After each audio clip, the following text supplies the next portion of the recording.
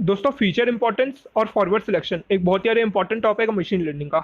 और वो इसलिए क्योंकि ये डील करता है हमारे नंबर ऑफ फीचर्स से। ठीक है, नंबर ऑफ फीचर्स जैसे कि हो सकते हैं कि सपोज मेरे पास एन नंबर ऑफ फीचर्स हैं। ठीक है, एन एन की वैल्यू मैं ले लेता हूँ 1000।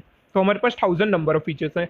अब 1000 नंबर ऑफ फीचर्स पूरे के पूरे इंपॉर्टेंट तो हो नहीं होंगे नहीं। ठीक है, तो हमको क्या करना पड़ेगा, उनमें से कुछ फीचर्स, सपोज 1000 में से 100 फीचर्स बस मेरे इंपॉर्टेंट है। ठीक है, ये मेरे पास 1000 फीचर्स हैं। ठीक है, इनमें से सिर्फ मेरे पास 100 जो है वो इंपॉर्टेंट है और बाकी 900 फीचर्स जो है वो मेरे कोई काम के नहीं है। मेरे को क्या करना पड़ेगा, 100 फीचर्स को सिलेक्ट करना पड़ेगा वो कौन से फीचर्स हैं, और 900 कौन से यूजलेस फीचर्स हैं, और मेरे को यूजलेस फीचर्स को हटाना पड़ेगा और यूजफुल फीचर्स को रखना पड़ेगा अपने मॉडल में। तो feature importance of forward selection इन्हीं चीज़ों से डील करता है कि हमको जो यूजफुल फीचर्स है वो रखना है और यूजलेस फीचर्स है वो हटाना है। ठीक है, तो चलिए देखते हैं, पर उसके पहले hello everyone, target machine learning YouTube channel में आप सभी का बहुत बहुत स्वागत है। तो चलिए स्टार्ट करते हैं। तो सपोज मेरे पास बंच ऑफ फीचर्स है, मेरे पास 10 फीचर्स है। ठीक है, F1 F2 F3 से लेकर के F10 तक 10 फीचर्स हैं। ठीक है, और हम प्रिडिक्ट करना चाहते हैं कि इनमें से हम ये पता लगाना चाहते हैं कि इनमें से कौन से फीचर हमारे लिए काम के हैं। सपोज मैं एक ऐसा मॉडल बिल्ड कर रहा हूँ जिसमें एक पर्सन की हाइट प्रिडिक्ट कर रहा हूँ। ठीक है, तो predicting height of a person. ठीक है, और हमारे पास जो फीचर्स है वो है वेट क्या है उस पर्सन का, मतलब जो डेटा दिया हुआ है उसमें वेट दिए हुए, नंबर ऑफ सारे पर्सन के, हेयर कलर दिया है, हेयर लेंथ दी है, स्किन कलर दिया है, जेंडर दिया है, और कंट्री हाइट जो है, यहाँ पे कंट्री हाइट होना चाहिए, कंट्री हाइट जो है दी हुई है। ठीक है, तो आप देख सकते हैं यहाँ पे वेट जो है, हाइट का उस पर मेजर अफेक्ट पड़ता है। ठीक है, वेट का एक अफेक्ट पड़ता है, तो वेट हमारा एक इंपॉर्टेंट फीचर है। ठीक है, और वहीं अगर हम देखें तो जेंडर, जेंडर भी एक इंपॉर्टेंट फीचर है, जेंडर से भी अफेक्ट पड़ता है। Country height, average average height of the country. ठीक है, average height of the country से भी अफेक्ट पड़ता है। मतलब अगर हम देखें तो इंडिया में लोग थोड़े कम हाइटेड रहते हैं, वहीं अमेरिका में थोड़े लोग ज़्यादा हाइटेड हैं, तो ये कंट्री से भी अफेक्ट पड़ता है। ठीक है, और तो हमने यहाँ पे, मैंने यहाँ पे लिखा हुआ है, तो वेट, जेंडर, एवरेज हाइट, ये एक इंपॉर्टेंट फीचर है। वहीं हम देखें तो हेयर कलर, हेयर कलर से तो कुछ लेना देना है नहीं हाइट का। ठीक है, हेयर लेंथ से कुछ लेना देना है नहीं, और स्किन कलर इससे भी लेना देना नहीं है, मतलब लेना देना है लेकिन उतना मेजर अफेक्ट नहीं पड़ेगा। अगर हम इन फीचर्स को हटा देंगे तो हमारा मॉडल सही प्रिडिक्शन देगा। तो इसलिए हम क्या करेंगे, इन फीचर्स को हटा देंगे जो कि यूजलेस है हमारे मॉडल के लिए। ठीक है, और सिर्फ उन फीचर्स को रखेंगे जो हमारे मॉडल के लिए ज़्यादा अच्छे से काम करते हैं, जैसे कि यहाँ पे लिखा है वेट, जेंडर, एवरेज हाइट। ठीक है, और एक और इम्पॉर्टेंट चीज़ के जो मेजरली ये फीचर इंपॉर्टेंस किस पे डिपेंड करता है, डेटा पे। हमारे हमारे डेटा किस टाइप का है। जैसे कि हमारा डेटा यहाँ पे है कि हम हाइट प्रिडिक्ट कर रहे हैं, वही हमारा डेटा किसी और चीज़ के ऊपर हो सकता है। तो हमको डेटा भी डिपेंड करता है कौन कौन से फीचर्स हमको सेलेक्ट करने हैं। हो सकता है कोई दूसरे डेटा हो उसमें हमको प्रिडिक्ट कुछ और करना हो, मतलब हो सकता है कि हमारे पास सेम डेटा हो। ठीक है, हम मैंने ले लिया कि सेम, मेरे पास सेम डेटा है, लेकिन अब मेरे को वहाँ पे जेंडर प्रिडिक्ट करना है। ठीक है, तो हो सकता है कि उसके लिए फीचर्स कुछ अलग होंगे। हेयर लेंथ वहाँ पे इंपॉर्टेंट हो जाएगी, क्योंकि अगर जेंडर प्रिडिक्ट करना हो तो फीमेल जो रहती है उनकी हेयर का लेंथ बहुत ज़्यादा रहती है, लेकिन वहीं जो हेयर कलर है वो भी अफेक्ट कर सकता है कि ब्राउन हेयर है तो फीमेल होगा और ब्लैक हेयर है तो मेल होंगे। तो आप लोग देख सकते हैं कि डेटा के हिसाब से फीचर्स जो है चेंज हो रहे हैं। तो आप लोग को डेटा पे एक मेजर अफेक्ट होता है फीचर्स का। ठीक है, तो आप लोग को ये याद रखना है। फिर फीचर इंपॉर्टेंस, तो आप देखो फीचर इंपॉर्टेंस हमको करना क्या है इसमें। तो हमारे पास जितने भी फीचर्स दिए हैं, एन नंबर ऑफ फीचर्स दिए हैं, F1 F2 F3 से लेकर F10 तक के, तो हमको करना उनको सॉर्ट करना है उनके इंक्रीजिंग ऑर्डर में या डिक्रीजिंग ऑर्डर में। पहली जो हमको स्टेप परफॉर्म करना है। ठीक है, हमको ये करना है, सॉर्ट करना है फीचर्स को। दूसरा, feature importance is useful in understanding of model better. अब फीचर इंपॉर्टेंस जीरो, ठीक है, ये तो समझ में आता है, इससे मॉडल की परफॉर्मेंस अच्छी होती है। ठीक है, मॉडल इंटरप्रिटेबिलिटी इंक्रीज हो जाती है। KNN does not give such feature. अच्छा, अब सॉर्ट करना हमको फीचर्स को। ठीक है, मेन ये है। अब इसका आगे हम आते हैं कि इसमें हम और क्या करेंगे, लेकिन एक इंपॉर्टेंट चीज़ है कि KNN, क्या KNN हमारा जो मॉडल हमने पढ़ा है वो फीचर इंपॉर्टेंस को बाय डिफॉल्ट देता है? तो नहीं, हमारा KNN जो मॉडल है वो फीचर इंपॉर्टेंस को बाय डिफॉल्ट नहीं देता है। लॉजिस्टिक रिग्रेशन या डिसीजन ट्रीज अगर हम आगे पढ़ेंगे जो कि वो है ना, बाय डिफॉल्ट देते हैं, मतलब फीचर इंपॉर्टेंस इनमें पहले से ही रहता है, लेकिन जो KNN है उसमें आपको explicitly feature importance feature selection करना पड़ेगा। ठीक है, तो आप देखते हैं कि हम फीचर्स को निकालते कैसे हैं। तो देखिए, सपोज मेरे पास 1000 डायमेंशन है या 1000 फीचर्स हैं, जिनमें से 100 यूजफुल फीचर्स हैं और 900 यूजलेस फीचर्स हैं। तो हम 900 फीचर्स को हम हटा रहे हैं और 100 फीचर्स या 100 डायमेंशन को हम रख रहे हैं, मतलब सेलेक्ट कर रहे हैं। तो in feature selection we are selecting most useful features और dimension and discarding rest useless features. ठीक है, अब देखिए वर्किंग क्या होती है। वर्किंग क्या होती है, स्टेप 1, सपोज मेरे पास यहाँ पे ये डी डायमेंशन मतलब डी फीचर्स है। ठीक है, ये आप लोग को समझना है, बहुत इंपॉर्टेंट है। ठीक है, थोड़ा सा कंफ्यूजिंग हो सकता है लेकिन समझना। तो मेरे पास ये 10 फीचर्स है, डी फीचर्स है। ठीक है, F1 F2 F3 से लेकर के FD डी फीचर्स हैं। अब क्या करना है, मेरे को सबसे पहले F1 फीचर को लेना है। ठीक है, बाकी सारी फीचर्स को नहीं लेना, सबसे पहले F1 को लेना है। और हमारे मॉडल को क्या करना है, क्या कराना है, ट्रेन कराना है और टेस्ट कराना है। हमारे मॉडल को ट्रेन कराना है और टेस्ट कराना है। ठीक है, सपोज हमारे मॉडल जो है वो एफ है, ठीक है, कैपिटल एफ है, और जो हमारे फीचर्स है small F, F1 F2 F3। ठीक है, हम अपने मॉडल को ट्रेन करा रहे हैं सिर्फ F1 फीचर से, और F1 फीचर जो ट्रेन करा करके हमने एक्यूरेसी निकाली, सपोज एक्यूरेसी आई A1। ठीक है, फिर हमने क्या किया, F1 फीचर से कराया, अब हमने फिर F2 फीचर से कराया, और सेम F2 फीचर से हमने ट्रेन कराया, मॉडल को टेस्ट कराया और एक्यूरेसी निकाली है, सपोज एक्यूरेसी आई A2। ठीक है, ऐसे हमने क्या किया, F3 के लिए कराया एक्यूरेसी आई A3, ऐसी F4 के लिए कराया एक्यूरेसी आई A4। लेकिन आपको याद रखना है कि सिर्फ F1, फिर F2 के टाइम पे हमको F1 से लेके FD तक के सारे हटा देने, सिर्फ F2 को लेना है। F3 के टाइम पे सिर्फ आपको सारे हटा देने फीचर, सिर्फ F3 लेना, और हर एक के लिए आपको एक्यूरेसी निकालनी है, और जिस पर हाईएस्ट एक्यूरेसी आएगी।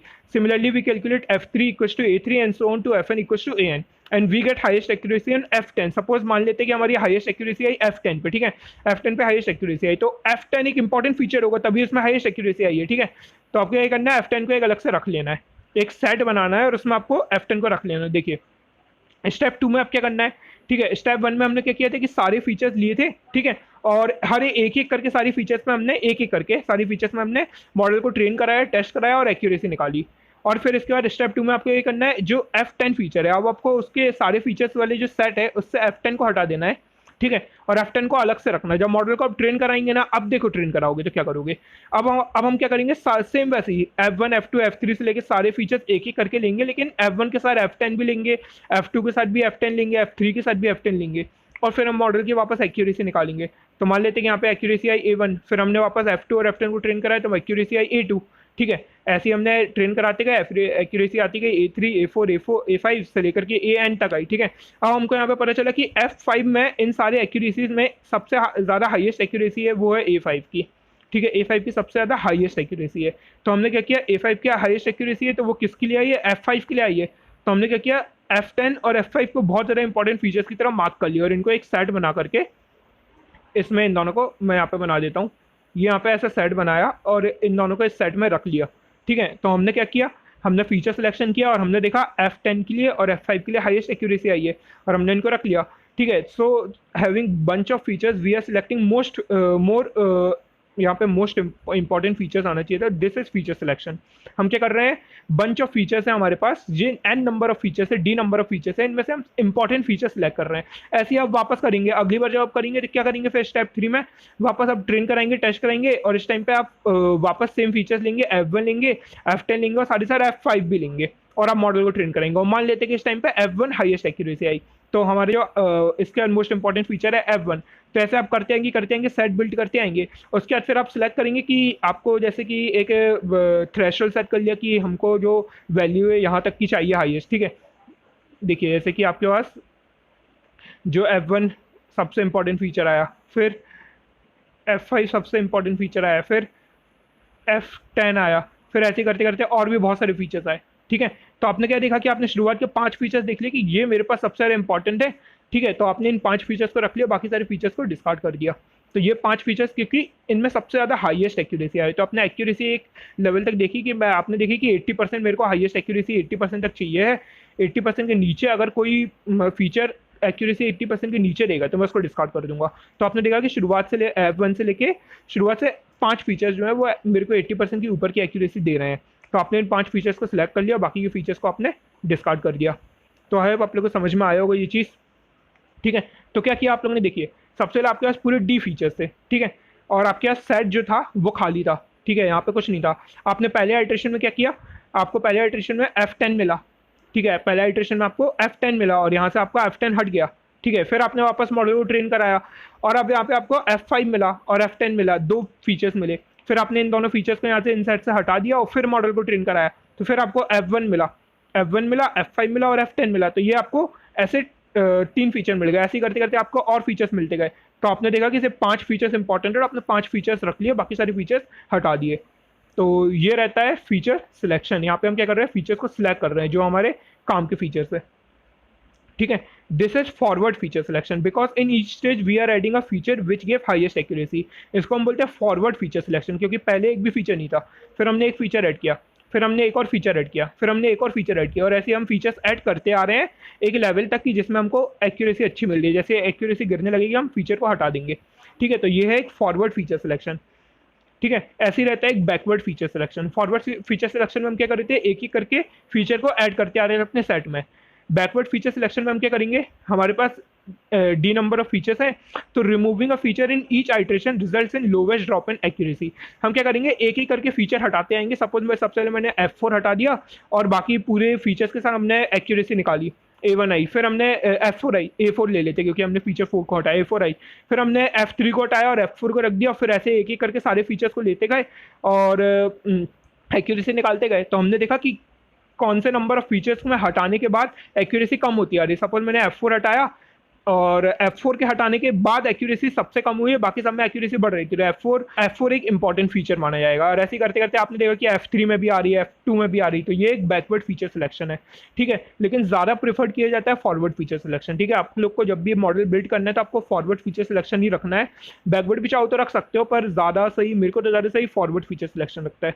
ठीक है, the problem with forward feature selection and backward feature selection is that it takes lot of time. अब क्योंकि एक एक फीचर को लेके हम कंप्यूट कर रहे हैं अपने मॉडल की एक्यूरेसी, तो ऑब्वियसली टाइम तो लगेगा। तो बस एक ये इनमें डिसएडवांटेज है, लेकिन एडवांटेज ये है कि हमको सिलेक्टेड नंबर ऑफ फीचर्स मिल जाते हैं। तो थोड़ा टाइम लगेगा लेकिन आपके सिलेक्टेड नंबर ऑफ फीचर्स मिल जाएंगे। तो ये थी हमारी फीचर सिलेक्शन के ऊपर वीडियो। ठीक है, इसमें हमने देखा कि फॉरवर्ड फीचर सिलेक्शन क्या होता है, बैकवर्ड फीचर सिलेक्शन क्या होता है। तो आई होप आप लोग को समझ में आई होगी क्या है ये फीचर सिलेक्शन और क्या है इसका इंपॉर्टेंस। ठीक है, तो ये बहुत ज़्यादा इंपॉर्टेंट है और हमने इसको कोड में भी इंप्लीमेंट करके देखा है, और आगे जाके और भी देखेंगे हम। लॉजिस्टिक रिग्रेशन में, लीनियर रिग्रेशन में, हम इन सब में फीचर सिलेक्शन के बारे में और पढ़ेंगे। ये बहुत ज़्यादा इंपॉर्टेंट है। ठीक है, तो आप लोग को याद रखना है इस चीज़ को।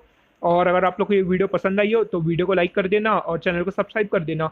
और यार जितना हो सके अपने दोस्तों के बीच शेयर करो वीडियोस को, इससे मैं ऐसी वीडियोस और बना पाऊँ। ठीक है, तो आज की वीडियो में इतना ही। मिलता हूँ आपसे अगली वीडियो में। Thank you.